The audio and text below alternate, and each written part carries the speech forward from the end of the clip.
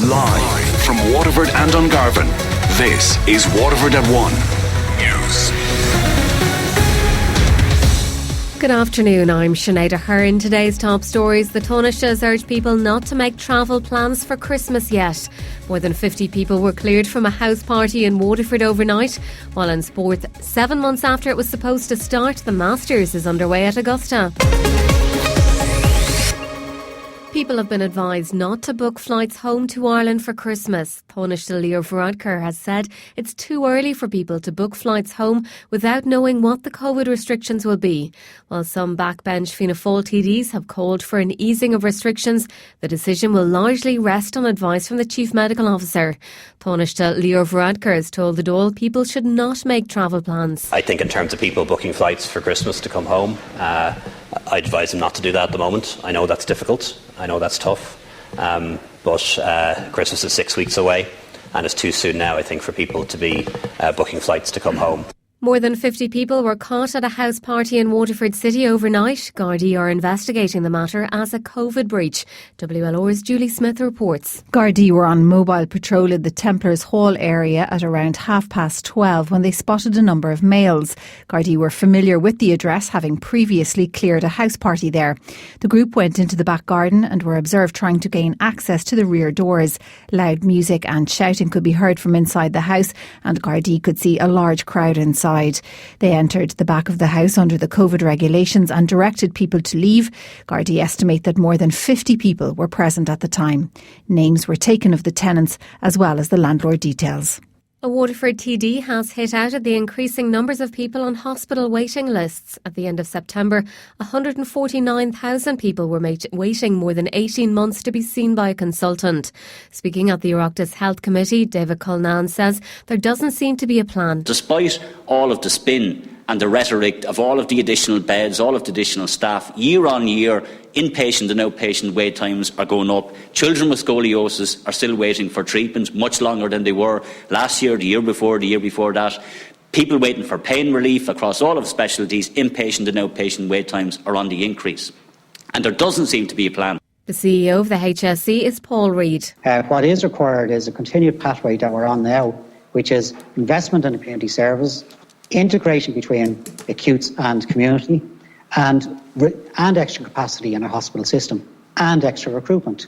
And there are the many components of what we want to set out next year. But I'm not going to say to the members that this problem is going to be solved next year. It's not, but it is a pathway over coming years.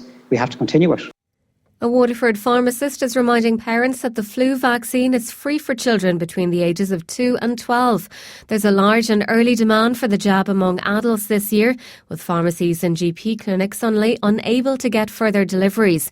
However, Paul Kenny from Kenny's Havenwood in Tramore told Damien Tiernan that he isn't sure if there's enough awareness about the kids' vaccine. They are flu super spreaders, and all of this, we have to remember, is aimed at keeping pressure off our hospital system, because who knows what's going to happen midwinter. You know, if as many people have been vaccinated as possible, if later in the season you present with flu-like symptoms, you know, we can make a better stab at what might be present. And certainly flu and COVID are not two things you want to have at the same time.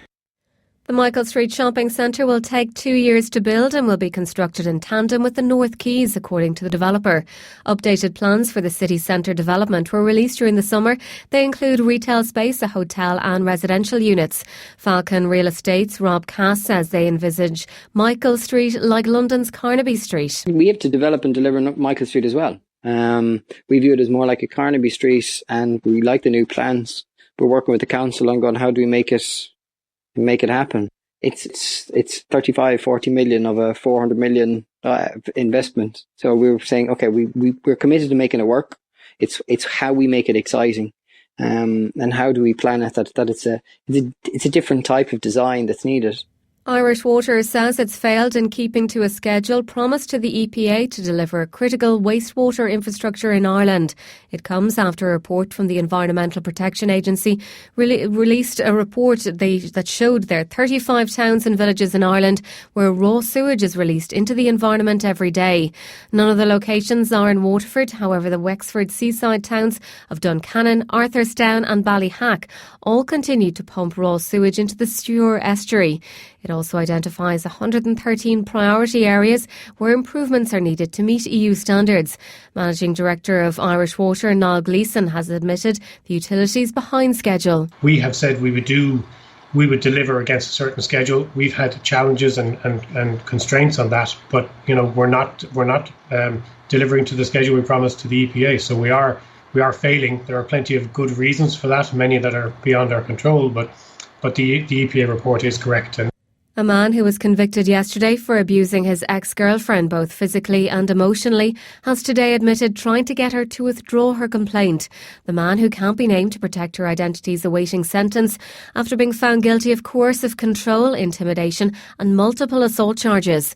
Our courts correspondent Frank Graney has this report, which some listeners may find upsetting. During the trial, the woman recounted distressing details of the abuse her ex-boyfriend subjected her to during their relationship, including putting a cigarette out in her foot, smashing her phone, cutting her face with a pizza slicer, controlling her finances and who she talked to, and constantly belittling her by calling her a disgrace and a waste of space. He told her he was willing to do time for her. She outlined multiple acts of violence visited upon her, especially when he was drinking. On one occasion, he broke her arm and dragged her around the floor by her hair. The trial also heard how he threatened to share naked photos and videos of her online if she didn't withdraw her statement, and today he admitted a charge of perverting the course of justice through a phone call made to the woman a few months before his trial began. The man is due to be sentenced in January. Frank Graney at Dublin Circuit Criminal Court. If you're the victim of domestic abuse, please call Women's Aid 24-hour free phone helpline on 1800 341 900 or dial 999 if it's an emergency. An Post says it's anticipating a Green Friday ahead of the busiest online shopping day of the year. Known worldwide as Black Friday, it's expecting a surge from consumers supporting Irish businesses that have moved online as a result of COVID. An Post is processing 2 million parcels a week now, compared to 900,000 at the same point last year.